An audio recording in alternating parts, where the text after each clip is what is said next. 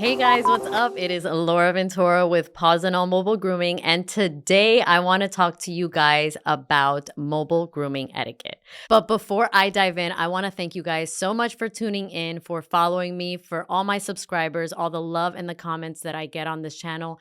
Thank you guys from the bottom of my heart. I really love what I do and I love sharing it with you guys. All right, let's talk about some mobile grooming etiquette. Number one, be on time. Now, I said this before. I do give all of my clients one window of arrival time because mobile grooming could be a little bit unpredictable sometimes. Sometimes there's traffic, you got to get gas, you want to stop to get something to eat, or maybe you just had a difficult dog. But the trick is to beat your client to the punch. So if you know you're going to be late, just go ahead and send them a quick text message letting them know, or just give them a call. I also want to say that being on time is so crucial because it just makes you look punctual and professional without you even having to say anything. Also, when your clients note that you're always on time and you show up when you're supposed to, they're going to value your time a lot more. Number two, always greet the client with a smile and make sure you're making eye contact. I know that sometimes we are just tuned in into the dog, but make sure that you lift your head and greet them and make sure that you feel and look like you are happy to be there, because nothing is worse than a client opening up the door to a groomer that is dragging their feet or just woke up out of bed or is just having a very off day. All right, so number three kind of ties into number two, and that is to always look ready to work and professional and polished and as clean as you can. Now, I know that that's really easy to do in the beginning of the day, but as you go along your day, just try to make sure that you don't have fur all over you and that your makeup isn't all runny and that you don't look like you just got attacked by a cat. All right? Because you just want to be sure that you look presentable, clean, ready, and with a smile. Number four, I feel like as a mobile groomer, being early is kind of the same thing as being late. So I would never show up to a client's house about 30 to an hour earlier than scheduled. Not even, I would say, not even like 20 minutes, maybe like 10 minutes. But if I'm going to be more than 10 minutes early, I will definitely go ahead and text my client or call them and let them know, because the last thing you want to do is kind of mess up what they have going on in their schedule and arrive unannounced.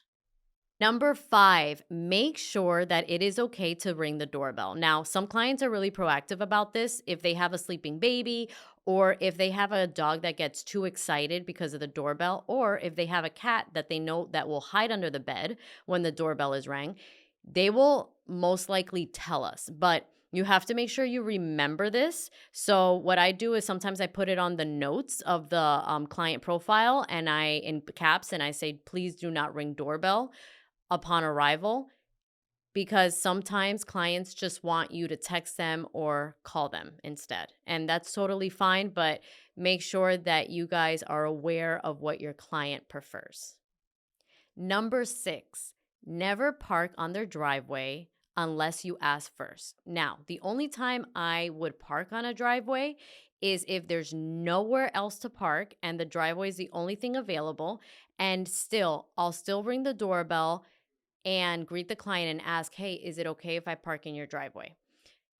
If it's the first time at a client's house and they didn't tell me where to park, I'll always park in the street, because also you don't want the client to have to like leave for a quick minute or anybody in the house to leave. And then it's going to be an inconvenience for you because you're going to have to move your van with the animal in the car. So you just want to make sure that you're out of the way as much as possible. Now, the only time that I'll really park in the driveway is if they actually tell me that, hey, you can park in the driveway, or some clients just prefer you to.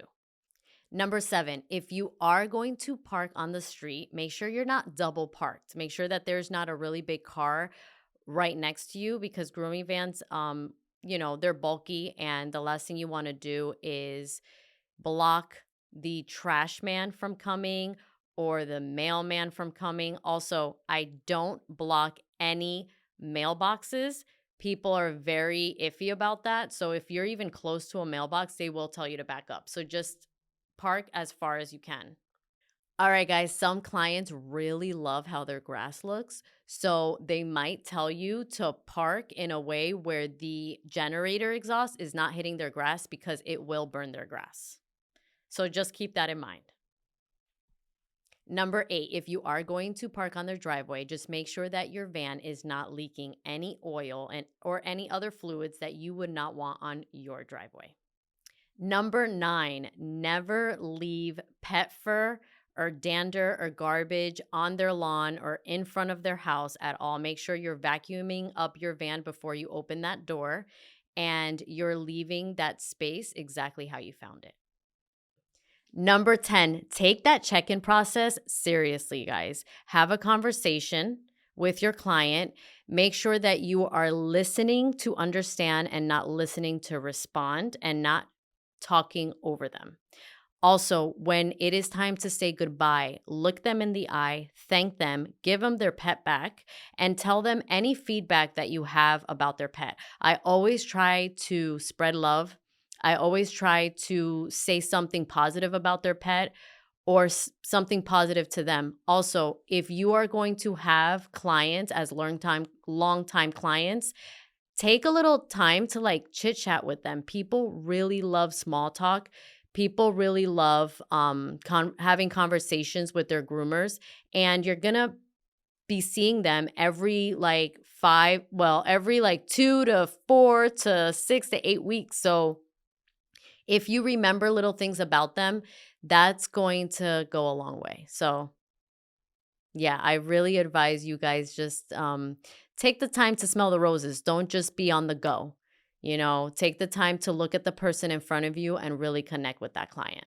All right, guys, that is what I have for mobile grooming etiquette. I have been a dog groomer for about 17 years now, and I have been mobile for 6 years. So I've learned a couple of things in my journey. So I just wanted to make sure that I share this with you guys.